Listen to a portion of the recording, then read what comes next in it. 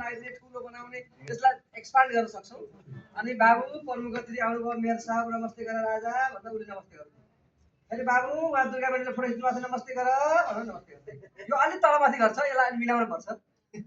नमस्ते गर बाबु राजा उहाँ दीपक विश्व सर हेरिरहनु भएको छ बाबु नमस्ते गर सरलाई भत्ता धेरै दिन पछाडि भन्नु है बाबु ल यति बसी यो जिनिसलाई भन्छ हाइड्रोलिक रोबोट भन्ने यसको नाम छ।